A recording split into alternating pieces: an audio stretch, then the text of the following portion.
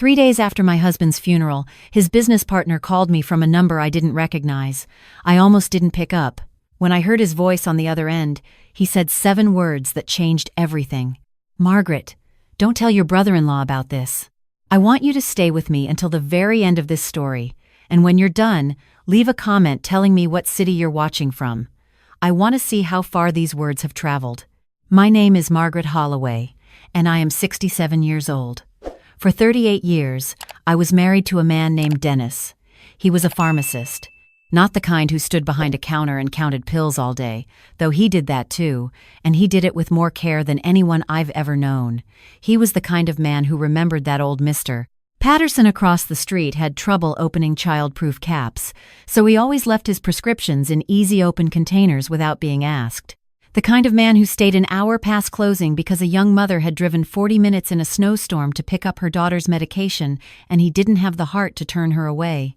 We met when I was 29 years old and a teacher at Raleigh Elementary, and he was delivering a prescription to the school nurse.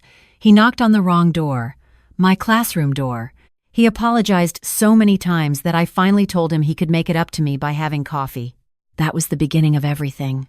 Dennis died on a Wednesday morning in November. Cardiac arrest. He had been managing a heart condition for 3 years, but the doctors had always said he was doing well, that his numbers were stable, that there was no reason to think he wouldn't live well into his 80s. I believed them. I believed Dennis when he told me the same thing. I was standing in our kitchen making breakfast when I heard him fall in the bathroom. By the time the ambulance arrived, he was already gone. Our children are grown and live across the country. Our daughter is in Portland. Our son is in Denver. They flew home for the funeral and stayed for 5 days, and when they left, I felt like the house exhaled and went cold all at once. Dennis's younger brother, Raymond, and Raymond's wife, Diane, live 40 minutes away in Greensboro. They had been at the house every single day since Dennis passed, which I thought at the time was kindness. I was wrong about that too. Raymond had always been in Dennis's shadow, not because Dennis put him there, but because Raymond never quite found his footing in the world the way his brother had. Dennis built a small but thriving independent pharmacy over 30 years. Raymond had tried 3 different businesses, none of which worked out, and for the last several years he had been working as an office manager at a car dealership. He was perfectly pleasant most of the time, and I had always believed he loved his brother genuinely. Diane was harder to read. She was pretty in a calculated sort of way, always dressed just right, always saying just the right things at just the right moments. She made you feel like she was your closest friend and also somehow like she was always slightly more important than you, both at the same time.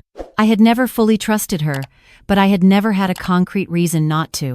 In the week after the funeral, Raymond and Diane were at my house more than they were at their own.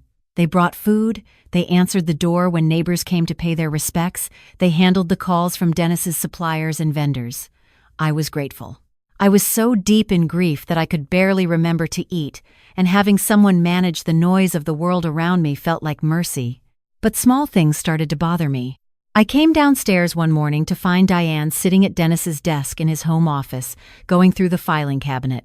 She closed the drawer quickly when she heard me on the stairs and smiled and said she was just looking for the utility bills so she could help me get things organized. I didn't say anything because what was there to say? But the drawer she had closed was the one where Dennis kept his personal financial records, not utility bills. Another morning, I couldn't find my reading glasses. I looked everywhere. Diane found them eventually, in the pocket of my coat in the front closet. I never put things in that pocket. I told her so, and she tilted her head in that sympathetic way and said, "Margaret, sweetheart, you've been through so much. It's completely normal to misplace things when you're grieving. Don't be hard on yourself." A week later, I missed a phone call from my financial advisor. I could have sworn I had written the appointment down, but when I checked my calendar, the page for that week was blank.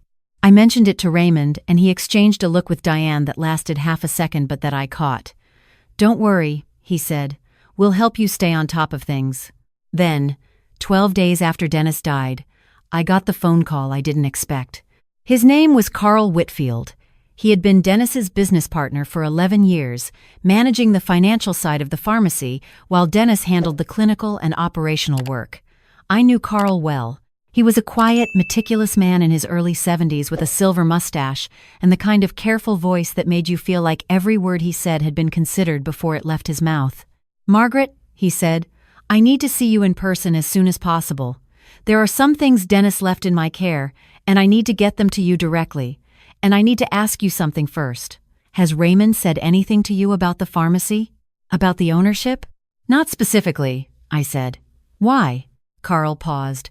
"Please don't mention this call to Raymond or Diane. Come to my office tomorrow if you can. Come alone." Dennis was very specific about that. Those were almost the exact words he used. "Come alone." I lay awake that entire night. Dennis had been specific. That was the part that kept circling back to me. Dennis, who forgot our anniversary twice in 38 years and laughed about it both times. Dennis, who once drove 45 minutes to return a library book rather than let it go overdue. Dennis, who was the most open, uncomplicated person I had ever known. That man had made arrangements with his business partner, and those arrangements had conditions, and one of those conditions was that his own brother should not know. What had he known that I didn't? The next morning, I told Raymond I had a doctor's appointment for a routine follow-up, and that I preferred to go alone. He offered to drive me twice. I declined both times, grabbed my keys, and left before he could offer a third time. Carl's office was in a low brick building off New Bern Avenue that smelled like paper and coffee. He was waiting for me when I arrived, and when I saw his face I knew before he said a word that whatever he was about to tell me was not small.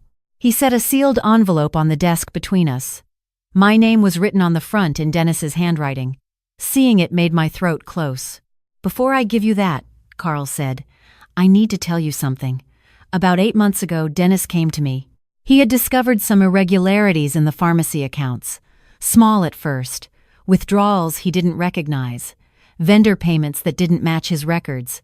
He thought at first it was a clerical error, but when he dug deeper, he found a pattern. And when he traced it back, it led to Raymond." I stared at him. "Raymond had been borrowing money from the pharmacy account for almost 2 years, Carl continued.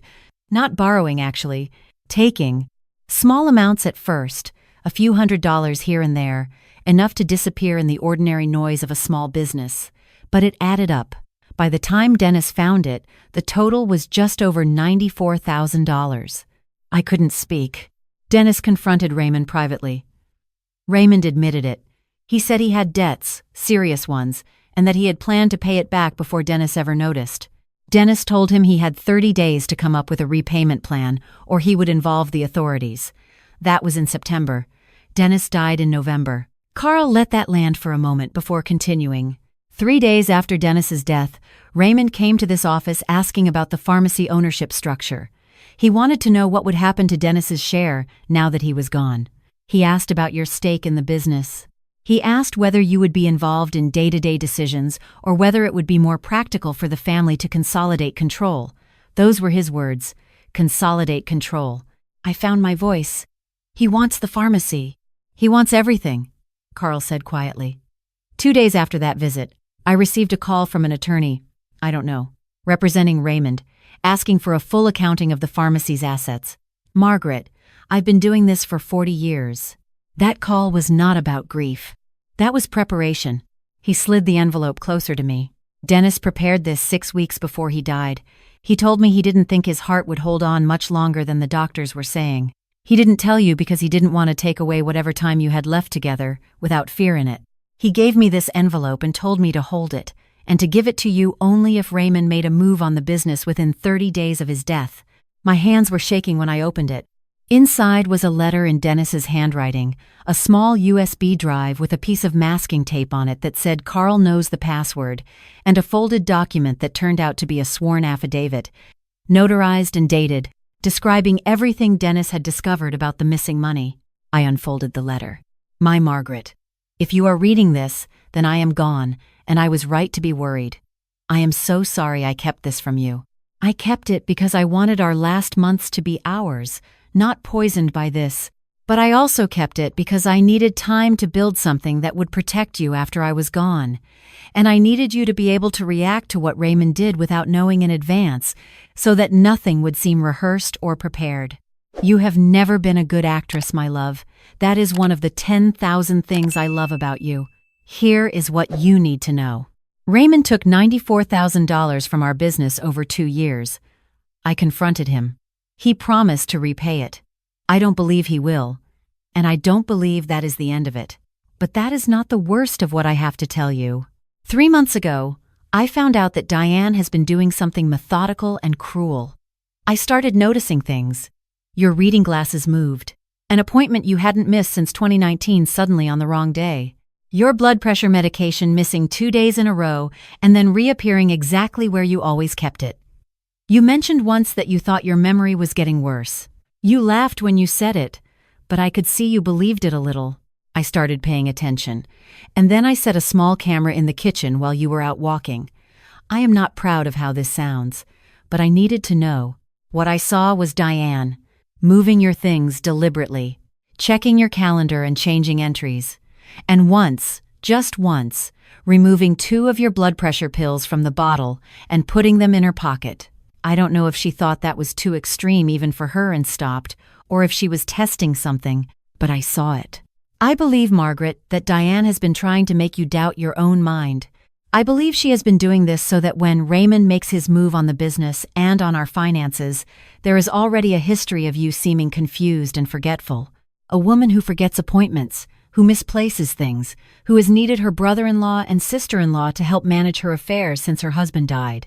That story is easier to tell to a judge than the truth, which is that you are sharp and capable, and they want what we built together.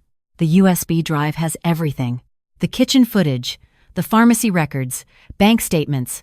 I worked with Carl to document everything properly so it can be used. You are going to want to protect Raymond because he is my brother and you have known him for 38 years. I understand that. But you cannot protect someone who never intended to protect you. Please take care of yourself, my darling. You were always the strongest person in this marriage. You just never had to show it because I was always standing next to you. All my love, always, Dennis. I read the letter twice. Then I sat very still for a long time while Carl waited quietly and the November light came through the blinds and made pale stripes across the desk between us. He knew, I finally said. He knew all of it. He was trying to build something solid before he left, Carl said. He didn't want you to face it without tools. I looked up. What's on the drive? We spent the next 2 hours watching it together. The kitchen footage showed Diane clearly, twice. In the first clip, she moved my glasses from the counter where I always set them next to the coffee maker and tucked them into the coat closet. She did it quickly and with the matter-of-fact efficiency of someone completing a task on a list, not someone doing something impulsive. In the second clip, she opened the medicine cabinet, took 2 of my blood pressure pills, looked at them for a moment in her palm, and then slid them into the pocket of her cardigan. She did not look uncomfortable. She looked like someone who had decided something. There was also audio. Dennis had put a small recording device in his home office during a visit Raymond and Diane made 2 months before he died. I pressed my hand over my mouth when I heard my brother-in-law's voice. She's already starting to seem overwhelmed, Raymond was saying. The business stuff is complicated and she never really understood how it worked. If Dennis is gone, she's going to need help. Real help. And if she doesn't want help, Diane said, she'll want it. Raymond's voice was flat and certain in a way I had never heard from him before. She's going to be alone for the first time in 40 years. She's going to be scared. We just need to be there. What about the pharmacy? That's mine by right, Raymond said. It's my family's business. Dennis built it, yes, but I should have been involved from the beginning. He never gave me a real chance. And now he's going to die and leave everything to a woman who can't even keep track of her own glasses? There was a silence. She's 66, Diane said. She's not going to live in that house forever. And she's not going to manage a business. It'll be easier if she just lets us handle things. I'll make sure she's comfortable. I'll make sure she feels taken care of. She just needs to feel like she can't do it without us. I stopped the recording. I didn't cry. I had expected to, but what I felt instead was a cold, clarifying anger that started somewhere behind my sternum and spread through me like water finding level. 38 years I had sat across holiday dinner tables from Raymond. I had given him cards on his birthday. I had hugged him at Dennis's funeral and held his arm when we walked behind the casket because he seemed unsteady on his feet. and I had thought it was grief. Now I understood it differently. He had known, standing at that graveside, that the clock had started. That the 30 days Dennis had told him about had begun. "What are my options?" I asked Carl. He walked me through them carefully. The pharmacy fraud was documented, and the affidavit Dennis had prepared could form the basis of a civil suit to recover the $94,000. Separately, the footage of Diane taking medication constituted potential criminal tampering, depending on intent, and Carl strongly recommended I consult with a criminal attorney. The audio recording, obtained in our own home, was legal in North Carolina under single-party consent. It was admissible. "I can also get you in touch with someone at the Elder Financial Exploitation Unit at the DA's office," Carl said. "North Carolina takes this seriously. What Raymond has been doing, and what he was planning to do, falls squarely within their jurisdiction." I sat with that for a moment. My husband's brother, the man who had hugged me 3 days ago and said that Dennis would want us to look after each other. "I want to do it right," I said. "I don't want to do it out of anger. I want to do it so that it actually sticks." Carl nodded slowly. "Then let's do it right." That afternoon, I did not go home. I drove to a branch of my bank that Raymond had never been to, and I opened a new checking account and a new savings account, and I began the process of transferring my primary funds. I called my financial advisor from the parking lot, the call Raymond had intercepted by changing my calendar entry, and I explained everything. She was calm and methodical and furious on my behalf.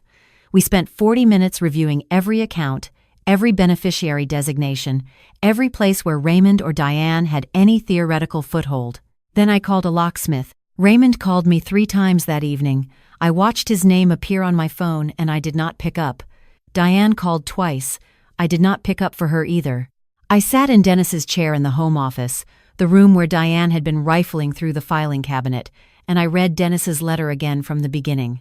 The next morning I was drinking coffee on the back porch when I heard the front door. Raymond still had a key, or he had had one. He knocked twice, and then I heard the key in the lock, and then I heard him try it again, and then knock harder. "Margaret." He called my name through the door.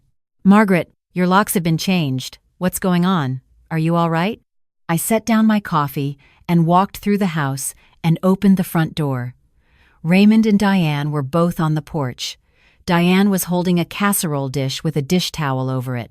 She was wearing her sympathy face, the one with the soft eyes and the slightly parted lips that said, "I am so concerned about you." "Good morning," I said. "Margaret," Raymond said, "what is going on? We've been calling you since last night." "I know. Come in." They followed me into the living room and sat down on the couch together. Diane set the casserole on the coffee table. Raymond leaned forward with his elbows on his knees in his concerned posture. "Something is wrong, isn't it?" he said. "Talk to us." I sat in the chair across from them. Yesterday I met with Carl Whitfield. Raymond's posture didn't change immediately, but something shifted behind his eyes. "Dennis left something with Carl," I continued. "Something he had been keeping for almost 6 months. I spent yesterday reading it and watching it." "Watching it?" Diane said. "Dennis had cameras in this house," I said. I didn't know that at the time, but he had installed them because he was worried. "About you, Diane. He watched you move my things. He watched you take my medication." The room went completely quiet. Diane looked at Raymond. Raymond looked at me. "Margaret," he said, "you're exhausted. You've been under enormous stress, and I think you might be." "I'm thinking clearly," I said. "More clearly than I have in weeks, actually. Because I finally understand why I wasn't. It wasn't grief making me forgetful. It was your wife rearranging my life so that I would feel like I was losing my mind. So that when the time came, there would already be a record of a confused woman who needed someone to manage things for her." "Margaret," Diane said, and her voice was still gentle, still practiced. "That's a very serious accusation." "There's also audio," I said, "from this office, from a visit the two of you made in September. Would you like me to describe what was said? Or would you prefer I contact the DA's office directly and let them ask you about it?" The silence that followed lasted long enough for me to notice the clock on the mantel ticking. Then Raymond's expression changed. The concern dropped away from it like a mask coming off a nail, and what was underneath was something I had not seen before. Tired, cold, cornered. Dennis was going to give the business to you, he said. Everything I put into that family, and he was going to leave it all to his wife and act like I never existed. You stole $94,000 from your brother's business, I said. I needed it. That is not an answer. Raymond's jaw tightened. You have no idea what it's been like. Dennis had everything handed to him. The right breaks, the right connections. I was always cleaning up after him, covering for him when we were kids, and what did I ever get for it? You got a brother who loved you, I said, and you took his money and then you sat in the front row at his funeral and you waited for the clock to run out. Diane stood up. This is not going to go the way you think, she said. The things you're describing, those are your interpretations. You can't prove intent. You're an elderly woman who has been confused since her husband died, and everyone who knows you will say so. I looked at her for a long moment. I want you to know something, I said. I am not going to spend the next 3 minutes arguing with you about what I can and cannot prove. The recordings are already with Carl. The bank fraud documentation is already with my attorney. The footage of you at my medicine cabinet is already in the hands of someone at the DA's office who specializes in elder financial exploitation. So you can decide right now whether you want to walk out of this house or whether you want to stand here and tell me one more time what I can and cannot prove. Diane sat back down. Raymond looked at his hands. Get out of my house, I said quietly. Both of you. And Raymond, if you contact the pharmacy clients, the vendors, or Carl Whitfield for any reason that isn't clearing your debt, I will pursue every legal avenue available to me. The paperwork is already prepared. They left without another word. I stood at the window and watched Raymond's car back out of the driveway, and I waited to feel something enormous, the way you expect to when something enormous happens. But what I felt was quiet, not happy, not relieved exactly. Quiet. What followed was not easy. The legal process took 8 months and required more energy than I thought I had. Diane was charged with medication tampering and elder financial exploitation. She pleaded guilty to a reduced charge and received 2 years of supervised probation and was ordered to pay restitution for the therapy costs I had incurred as a result of the psychological manipulation she had inflicted. Her attorney argued it was minor. My attorney argued that no amount of manipulation is minor when it is designed to strip someone of their grip on their own reality. The judge sided with us. Raymond was charged with business fraud and theft. He received 18 months of probation and was ordered to repay the $94,000 in full over 5 years. He lost his job at the dealership when the charges became public. I do not know what he is doing now. I stopped following that part of the story. I want to say something here that I think is important. Something I learned in those months that I wish someone had told me before. What Diane was doing has a name. It is called gaslighting. It is a form of psychological manipulation, where someone deliberately causes you to doubt your own memory, your own perception, your own mind. They move things. They change information. They make small alterations to your daily life, and then express concern about your confusion when you notice something is wrong. It is not dramatic. It does not look like the villains in movies. It looks like someone who cares about you, who is only trying to help, who worries about you. That is exactly what makes it so dangerous. If you have ever found yourself thinking you were losing your mind, and the person who kept suggesting that to you also happened to have something to gain from it, please trust that feeling. Please talk to someone outside that circle. Please do not dismiss it just because the person doing it seems kind. Dennis knew that I would doubt myself before I doubted Diane. He knew me that well, so he built something that would speak for itself. Evidence that didn't need my memory to be reliable. Proof that stood on its own. He couldn't protect me while he was alive without hurting whatever time we had left together, so he protected me after. I sold the pharmacy. I didn't have the heart to run it without him, and the right buyer came along quickly, a young pharmacist who reminded me of Dennis at 35, careful and unhurried and deeply attentive to the people who walked through the door. I kept a framed photograph of Dennis's name on the sign and hung it in my front hallway where I can see it from the kitchen. I sold the house too. Eventually. Not right away. I needed a winter there first. 1 full season of mornings with his coffee cup still on the shelf and his reading glasses still on the nightstand and his voice still findable if I sat quietly enough in certain rooms. But when spring came, I was ready.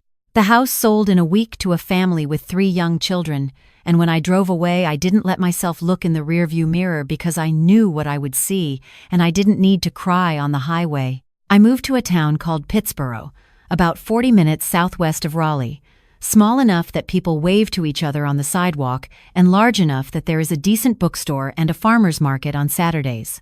I bought a yellow cottage with a wraparound porch and a garden that had been neglected for several years and needed someone willing to start over with it. Dennis used to say that the most honest thing a garden does is show you exactly what you put into it. He meant it about more than gardens. I have been putting a great deal into mine. There are raised beds along the back fence where I grow tomatoes and peppers and the kind of herbs that make the whole yard smell like a kitchen when the wind moves through them. There is a border along the porch where I planted lavender and black-eyed Susans because they remind me of North Carolina in August, which is the month Dennis and I got married. There is one corner, the sunny corner by the gate, where I planted nothing but zinnias, because Dennis brought me zinnias the first time he came to my classroom door. He had pulled them from someone's yard on the walkover, and he was holding them a little guiltily when I opened the door, and he said, "I know this is not the way people do things, but they were very orange and they seemed right." They were very orange. And they did seem right. My daughter calls me every Sunday. My son visits twice a year and brings his children, who are 7 and 4, and who call me Grandma Maggie, and who have decided that my garden is the most interesting place they have ever been, which means I spend those visits finding interesting insects under rocks for them and explaining why tomatoes are technically a fruit. My neighbor on the left is a retired history teacher named Rosemary who has opinions about everything and makes the best cornbread I have ever eaten. My neighbor on the right is a man named Bill who fixes things without being asked and leaves vegetables from his garden on my porch in brown paper bags with no note, which I find inexplicably comforting. Last month I received a letter from Raymond. He is living in Raleigh now and working at a garden center, which I found quietly ironic. He wrote that he had been in therapy for most of the past year and that he was trying to understand how he had become someone capable of doing what he had done. He said he missed his brother every day. He said he was sorry. He asked if there was any possibility, any small possibility, of some kind of communication between us, not forgiveness. He was careful to say he wasn't asking for that, just communication. Just some acknowledgement that he existed in my world in some capacity other than a cautionary story. I read the letter several times over several days.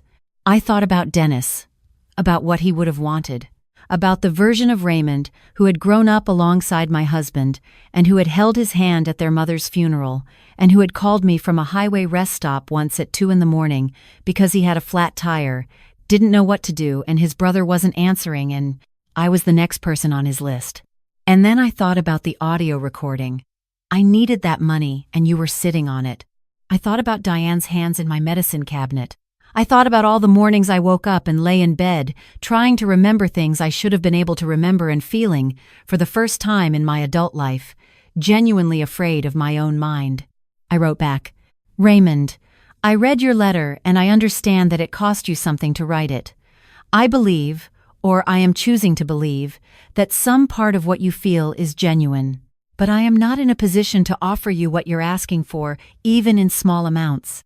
Not because I don't remember who you used to be to me, but because what you and Diane did affected me in ways that took a long time to name and will take longer still to finish healing from.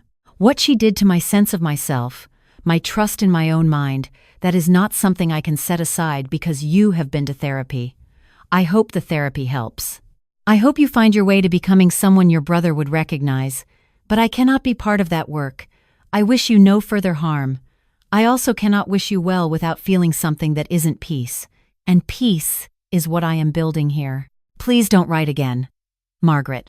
I sealed that letter and walked it to the mailbox at the end of my street on a Tuesday morning in October, when the air smelled like leaves and wood smoke, and the light had that late-year slant to it that makes everything look like a painting of itself. And when I let go of the flag on the mailbox, I felt something finish, not close, finish, like a book that has been sitting half-read on the nightstand for too long and you finally read the last page and set it down. Some people will tell you that refusing to forgive is a form of carrying the wound. Maybe they are right, but I also think there is a difference between carrying a wound and honoring what the wound means. Dennis spent the last months of his life, when he must have been frightened and tired and already grieving the future he wasn't going to have, building something that would outlast him. A small legal fortress made of documents and USB drives and carefully recorded truths. He did it because he loved me. He did it because he knew me well enough to know I would need it. I honor that by knowing what I am worth. I honor it by refusing to let anyone, including my own guilt about surviving him, talk me into believing I owe my peace to someone who tried to take it from me. Every morning I make coffee, and I take it out to the porch and I sit in the rocking chair. Dennis's daughter, my daughter, shipped to me from Portland when she heard I was moving, because she said no porch of mine should go without a good chair. I watch the light come up over the neighbors' rooftops, and I listen to whatever birds have arrived in the garden that season. In spring, it is wrens. In summer, it is the cardinals. In fall and winter, it is the juncos, small and round and improbably cheerful for November. I talk to Dennis sometimes, out there on the porch. Not out loud, mostly. Just the quiet kind of talking you do, with someone you have known long enough that the conversation never really stops. It only pauses. I tell him about the tomatoes. I tell him about Rosemary's cornbread and Bill's paper bags of vegetables. I tell him that the zinnias came back this year even brighter than last, which is apparently what zinnias do if you leave them to reseed themselves. They come back bolder. He always did love a stubborn plant. If you have listened to my story all the way to the end, drop a number 1 in the comments and tell me where you're watching from. If something I said resonated with you, please share this with someone who might need to hear it. And if you know someone, anyone, who seems to be doubting themselves in ways that feel new and strange and convenient for the people around them, please listen to them carefully. Sometimes the most important thing one person can do for another is simply say, I believe you. I see what's happening. You are not losing your mind. I have more stories on this channel, and there are 2 more on the screen right now that a lot of people have found meaningful. Thank you for being here with me. I will see you in the next one.